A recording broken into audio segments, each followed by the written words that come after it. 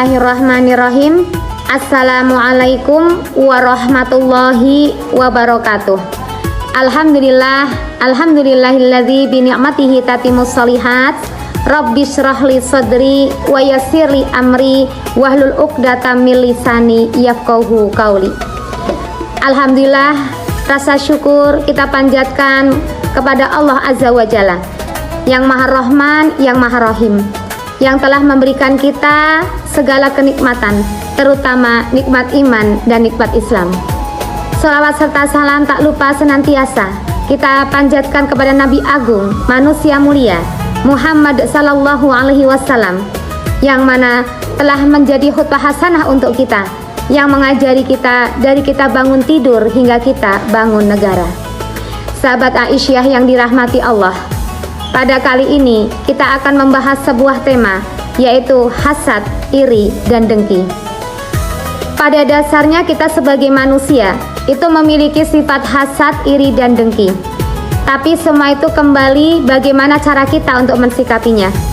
Akankah kita terus menekannya sehingga itu tidak menjadi sesuatu yang dominan dalam diri kita, atau bahkan sebaliknya, kita akan terus memupuknya sehingga itu menjadi sesuatu yang subur. Akhirnya timbullah sebuah pepatah, rumput tetangga lebih hijau.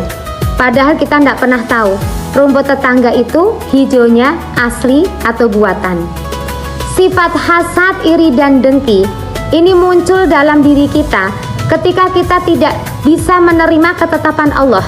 Kita tidak ridho, kita tidak ikhlas dengan apa yang sudah Allah berikan kepada kita, yang akhirnya membandingkan diri kita dengan orang lain. Ibarat sebuah sepatu, ukuran orang lain itu tidak bisa kita pakai dalam diri kita.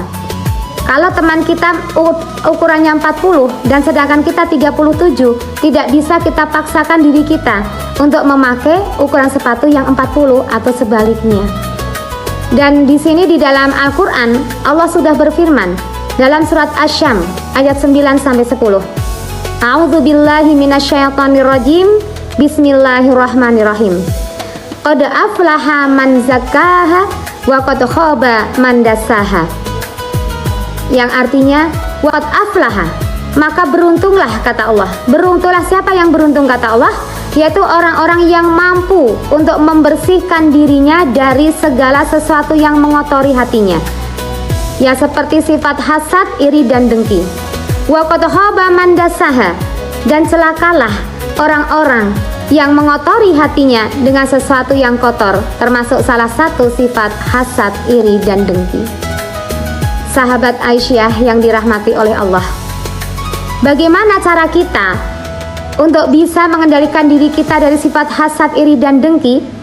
Yaitu dengan cara mendekatkan diri kepada Allah, dan dengan cara juga kita mendekat, mempelajari, mentadaburi Al-Quran. Itu akan bisa menjadi benteng untuk kita dari sifat hasad, iri, dan dengki. Karena begitu dahsyatnya sifat iri dan dengki, itu begitu dahsyatnya memakan amal kita, memakan segala kebaikan yang sudah kita lakukan. Ini dalam hadis Rasulullah yang diriwayatkan oleh Abu Hurairah.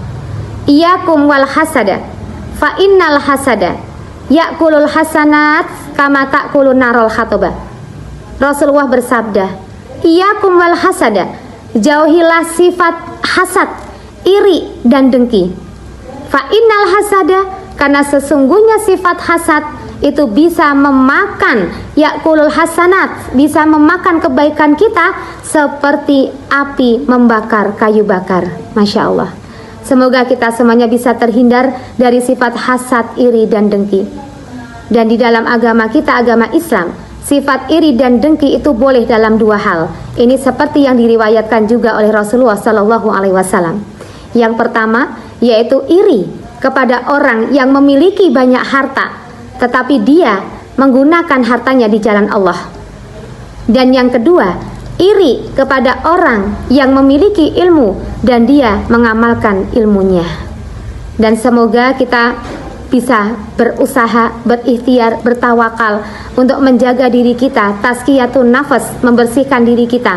Karena manusia itu tidak ada yang sempurna. Dan semoga Allah memberikan kita kekuatan untuk selalu berusaha menjadi lebih baik lagi, dan kita bisa terhindar dari sifat hasad, iri, dan dengki.